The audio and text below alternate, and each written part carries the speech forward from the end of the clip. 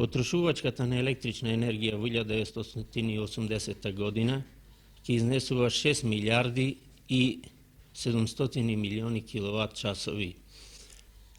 Производството на електрична енергија од сегашните извори изнесува околу 2 милиарди и 600 милиони киловат часови, што значи дека во 1980 година ќе ни недостасуваат околу 3 милиарди и 100 милиони киловат часови.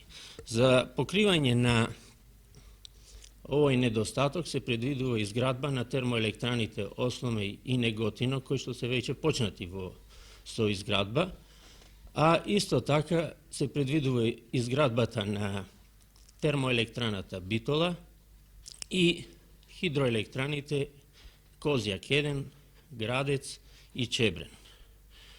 До пред известно време ние не рачунавме со термоелектраната Битола, меѓутоа минатата година истражувањата кои започнаа во реонот на селата Суводол и Враневци ни покажаа дека во тој реон можеме да имаме големи резерви на јаглен, односно лигнит. Тога веќе се наоѓаме во Суводолскиот терен, кој што беше предмет на геолошко-рударски истражувачки работи во текот на ова година. Овај локалитет е еден од најинтересантните, најперспективните во Пелагонија засега, на база досега утврдените рудни резерви, на база досега извршените истражувачки работи. Веќе се најдуваме овдеки во терен кај што постои ќумур, лигнит. Ова е една од бушотините која што беше бушена во текот на пролета, во првата фаза, а такви има околу 50-60 комада низ целиот овај терен. Простор цел кој што е ограничен на југ со селото Билјаник, со Враневци, па оди до подножјето на овие повисоките планини горе под Паралово, оди под Орехово, го зафаќа селото Суводол, онда завртува на оваа страна, овие ораниците што се се под ќумур, оди на север, скоро до селото Агларци. Површините кои што беа предмет на геолошко-рударски истражувачки работи зафаќаат просторот околу 5-6 км квадратни и во оквир на оваа површина спроведените истражувачки работи дадоа резултати врло позитивни, така да постигнавме цирка 165 милиони тона рудни резерви од А, Б и С1 категорија. Наведените количини од 165 милиони тона покасно се докажа дека се нешто поголеми со новите истражни работи што се извршени северно од јагленосниот ревир. Точните количини се уште не се дефинитивно израчунати, тие ќе биде покасно, али се предпоставува дека ќе изнесува негде плюс 40-50 милиони тона. Рудниот слој кој што се наоѓа во овај јагленосен ревир се јавува со променлива дебелина која се крета од 10 исклучително на едно место во реонот на село Врањевци е констатирана дебелина од 50 метра, иначе се крета од 10 до 20 метра просечна дебелина. Јаловата маса која се наоѓа изнад јагленосниот слој и таа е променлива дебелина, меѓутим просечниот однос помеѓу рудната и јаловата маса изнесува 1:4, што според денешните економски показатели би можела рудната супстанца, односно јаглено во дадениот случај, да се експлоатира со дневен коп, што е една предност во однос на лежиштето Живојно. Согледувајќи ги првите резултати од истражните работи, Електростопанство во согласност и поддршка од страна на извршниот совет на Собранието на Социјалистичка Република Македонија донесе одлука да ги финансира истражните работи на ова наоѓалиште и за тоа беа направени посебни програми за истражните работи, а истовремено и програми за изработка на инвестициони елаборати за откривање на површинскиот коп и за изградба на една термоелектрана која што би го користела лигнитот од ова наоѓалиште. Истрагите кои што завршија во мај месец оваа година покажаат дека во ова наоѓалиште имаме околу 165 милиони тони лигнит со долна калорична моќ од 1740 килокалории по килограм. Истрагите после тоа покажаат дека резервите и понатаму се прошируваат и дека сега можеме да сметаме со резерви околу 200 милиони тони лигнит, што обезбедува да на овој наоѓалиште изградиме термоенергетски капацитети со моќност од 600 до 800 мегавати. Со инвестиционите програми за површинскиот коп и за термоелектраната ние опфативме изградба на површински коп и термоелектрана со моќност до 420 мегавати, односно два агрегати по 210 мегавати. Површинскиот коп ќе се простира на површина од околу 10 квадратни километри и ќе почне неговото откривање од запад према исток и неговиот капацитет треба да се постигне во две фази. Во првата фаза капацитетот на површинскиот коп ќе изнесува 2 милиони тони, што е доволно за еден агрегат од 210 мегавати, а во втората фаза уште за еден агрегат од 210 мегавати или вкупен капацитет од 4 милиони тони лигнит годишно. За откривката се предвидува да се ангажираат два роторни багери со просечен ефективен учинок од 2 до 2.500 метри кубни на час или по 8 милиони тони откривка по секој багер или 16 милиони која ќе биде готова, која ќе работат во втората фаза. А за јагленот исто така се предвидува еден роторен багер со капацитет од 1000 тони на час, кој што ќе обезбедува јаглен и за двата агрегати. Термоелектраната е предвидена да биде лоцирана непосредно на западната страна од површинскиот коп, во близина на патот Новаци-Суводол. Дали со лоцирањето на рудници и на термоелектрани на овај регион овде, дали ќе се променат климатските услови? Па за сега од страна на инвеститорот електростопанство поставено на проектантските организации со оглед на преходнатамошните земеделски перспективи во Пелагонија да се разреши прашањето, односно да се преземат најмодерни средства, мерки за сузбивање на прашината, пред се за аерозагадувањето. Се работи за поставување, односно уградување на модерни електрофилтри кои што ќе овозможат загадувањето на ваздухот на околниот терен. Од друга страна исто така од електростопанство поставено на инвеститорите, на извоđачи, на проектантите да се најсовремени методи употребат како би биле што помали штети, што помали реперкусии на земеделските површини. Инвестиционите вложувања за изградбата на првата фаза изнесуваат околу 1 милиарда и 850 милиони динари. За втората фаза ќе бидат потребни уште околу 120 милиони, околу 1 милиарда и 120 милиони динари.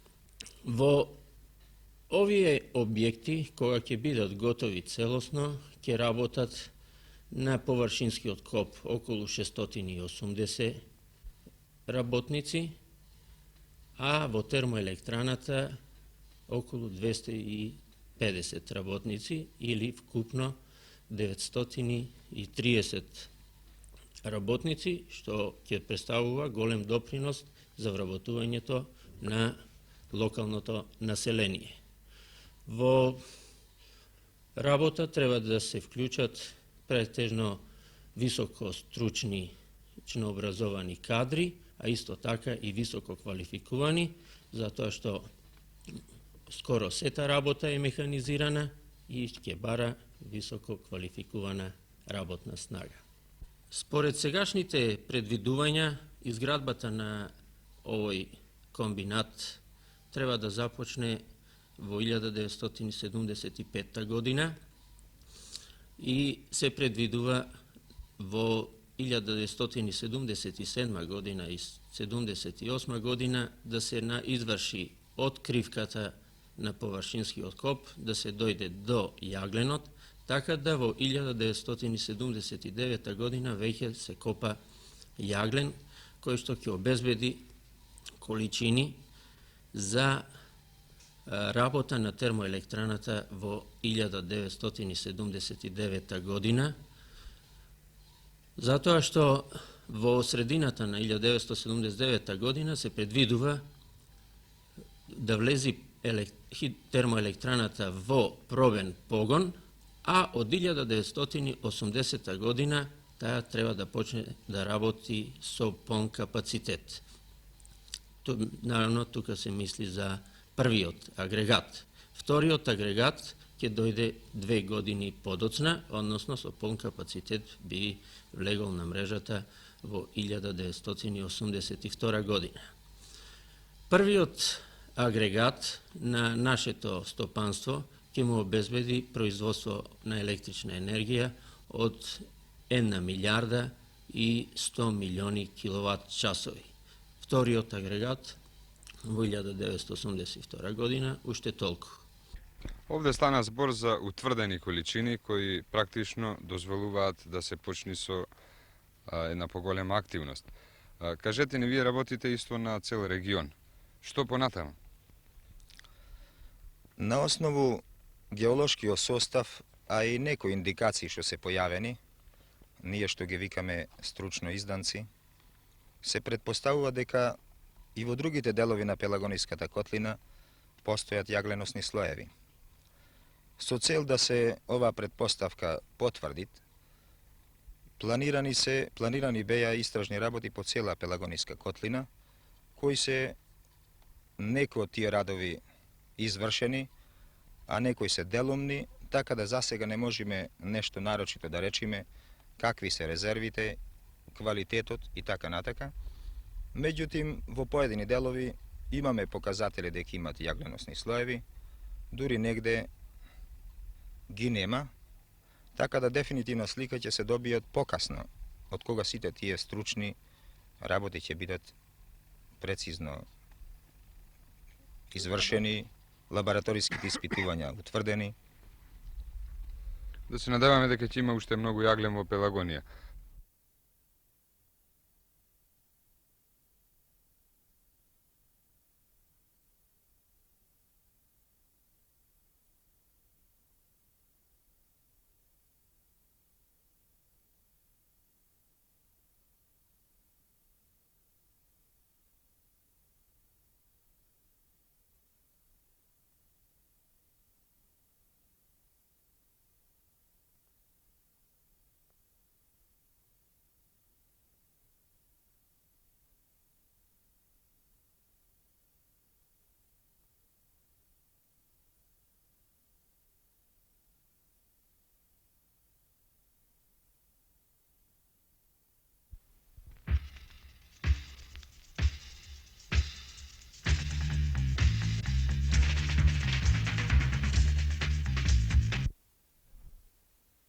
Времињата семенуваат и луѓето, со нив и навиките, начинот на живење. Пазарот на Тито Велес некогаш беше богат со гранчарските производи, стомни, бардаци, тави, лули, саксии. Од многуте занаети во градот, гранчарството има апсолутна предност. Тоа е екзистенцијата на 40 велешки фамилии. Времињата семенуваат и луѓето, за подобар живот. Тој пат, по трагите на гранчарите, не доведе во керамичката индустрија Киро Ќучук. 4 работни организации за производство на градежен материјал во Тито Велес. Тоа е Киро Чучук, кој произведува глинени производи, сутиси чашка, фабриката за прелез на вар и фабриката за канализационни цеви. Сите овие работни организации денес се здружени во организација на здружен труд и представуваат еден голем производјач на производство на градежни материјали. Практично својот развој го почна уште во 1963 година, кога е пуштена во погон нова фабрика за производство на тенкозидни глинени елементи со капацитет од 10.000 тона. Одма по пуштењето на оваа фабрика и по добриот пласман на нашите производи, не само во нашата република, него и во Република Србија и Косово, практично со прифаќање на нашите производи ни се даде можност да го шириме капацитетот за производство на глинени производи. Пред 15 години овдека беше примитивно работење, пустелија беше фабриката, значи имаше само една машина, печењето беше примитивно, но професијата, значи потешка беше, тој условите беа потешки, не можеме да го совршиме процесот на работата како денеска што е. Тоа најверојатно била обична печка. Како е денеска? Денеска е многу подруг процесот на производството. Имаме ние ринг кој усавршено се пече со мазут, порано се печеше со ќумур, додека сега е усавршен процесот, значи на печењето. Циглата вадиме подобар квалитет и по квантитет се вади, значи. Тога и вадиме порано, значи вадиме помалку производство беше 5000 единици за 7 сата, додека вадиме сега околу 70-80 единици нормален формат. Порано рачно ги вадиме, додека сега е се механизирано, значи поусавршено, значи и полесно е за работникот.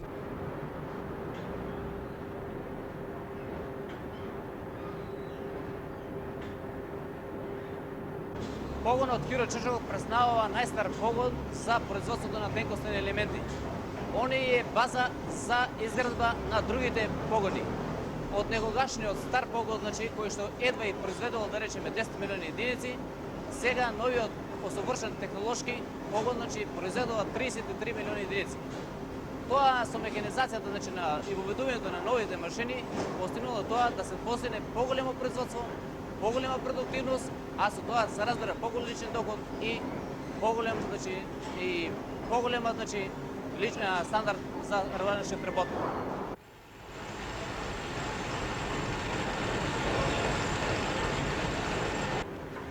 Јас овдека работам као керамичар. Каве, према работата, моите лични примања е околу 190.000 динара и према работата сме средно, можам да речам, добри сме. Ова организација су стапила од 58 година, али бидејќи као неквалификован работник влегол ова предузеќе. А сега ве станав квалификован работник. Сега се навоѓаме ние во погонот за Ферт Гредички, Ферт погон. Овој погон е изграден 71 година и до тога имаме земено една машина, пункт машина, со која произведуваме негде околу 600.000 дужни метри. Со доградбата на овој погон земавме уште една таква машина, пункт машина, со која се планира производство некаде околу 1.000.000 дужни метра. Што ќе значи новиот погон за Киро Чучук? Новиот погон е од големо значење на фабриката Киро Чучук, затоа што со доградба на овој погон, и новата фабрика, и ќе се задоволи пазарот со градежни елементи покрај циглата и Ферт Гредички, така да има доволно на пазарот. Покрај тоа, со овој погон е од големо значење затоа што со градбата на овој погон се вработени околу 70 работници, а со доградба на новата фабрика ќе се примаат негде уште околу 60 до 70 работници.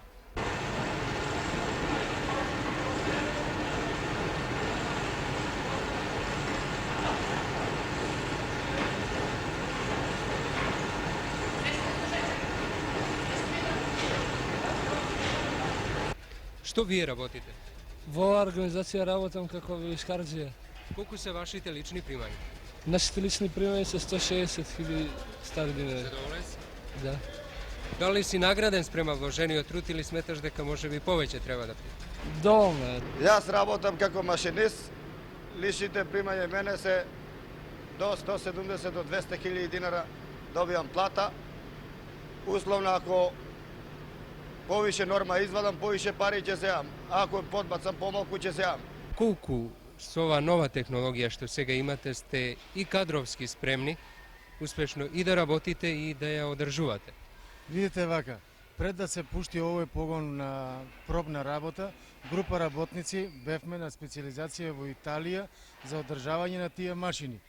Бидејќи со градбата на новата фабрика ќе има некоја опрема италијанска, ние сме доста устручени као кадрови во Киро Чучук и мислиме дека со успех ќе одржаваме таа нова фабрика.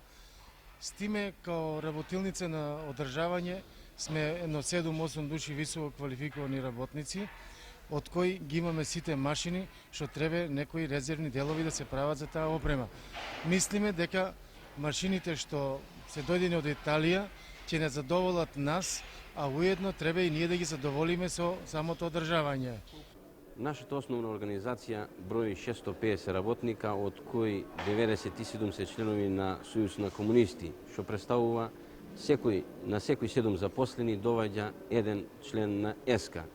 Со оглед да нашата основна организација е составена од 7 основни организации на Сдружен труд, лоцирани прилично далеко една од друга, а да би Сојузот на комунисти работеле по-добро, ние формиравме ограноци по основните организации на Сдружен труд, така да проблемите кои настануваат во основните организации на Сдружен труд ги решаваме по-брзо.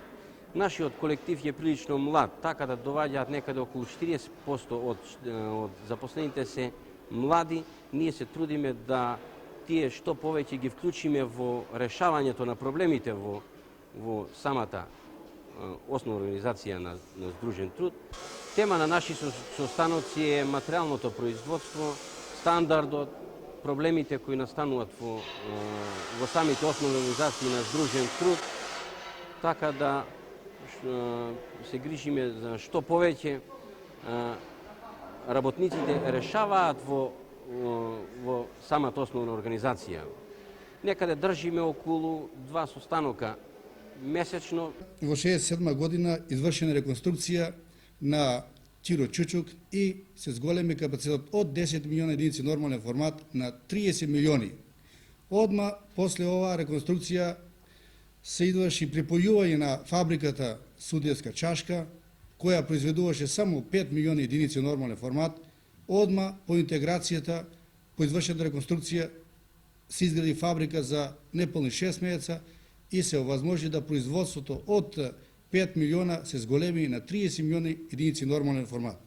Оваа фабрика има своја важност затоа што е лоцирана на место каде право во селска населба, каде што порано биле вработени само 25 работника, стални и 40 сезонски работници. Одма по реконструкцијата, запослувањето таму се зголеми на 120 работника, стални и сезонски, и практично со изградбата на оваа фабрика се овозможи и почна да живнува таа населба, да се градат куќи, поготово наши работници, а исто така што е најважно, испојувањето на град Титовеле со селото Чашка со изградениот асфалтен пат. Фабриката за вар Превалец во 1971 година се интегрираше со керамичката индустрија Киро Чучук. Ако добивте, што добивте од оваа интеграција и ако загубивте нормално, што загубивте со интеграцијата? Прво можем да кажем дека со интеграцијата измеѓу Превалец бивши и сегашен Киро Чучук, оваа фабрика доби многу. Основно, прво меѓулјудските односи се подобрија, да кажем, во најдобар однос.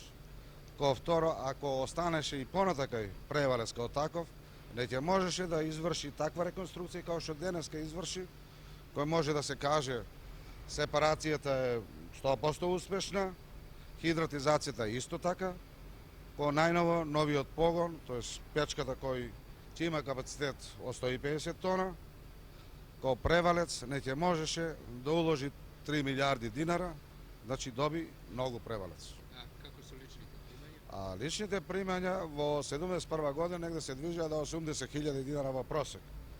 Додека сега, во 74 година, личните примања во просек во Превалец ќе бидат негде околу 200 до 210 хиљади стари динари. Одма по интеграцијата се пристапи кон изградба на една најсовремена автоматска печка за производство на вар, варна паста, практично производ што во нашата земја го нема, тоа е варната паста. Оваа печка ќе биде наскоро пуштена во погон и со реконструкцијата на печките која беше извршена пред интеграцијата и со новата печка, производството во ОЗТ Превалец ќе биде зголемено некаде на 100.000 тона вар, комадна, хидратна и варна паста, која количина во потполност ќе ги задоволи потребите не само за Македонија, него и дел во Косово и Србија.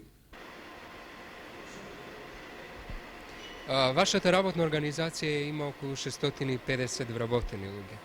Како е решена хигиенотехничката заштита? Кај нас во керамичката индустрија Киро Чучук хигиенотехничката заштита е на ниво. Бидејќи вложуваме средства негде околу 35 милиона за лична заштита и негде околу, односно рестото, средствата до 75 милиона се ги вложуваме за друштвена исхрана. Јас годишно добивам 2 униформи.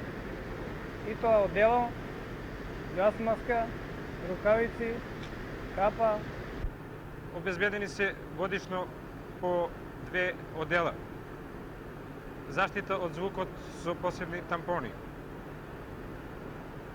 Обезбедени се газ маски и посебни заштитни одела, така да сите тие заштитни средства ги облажуваат негативностите и негативностите кои што ги ствараат условите и самата работа во нашава фабрика.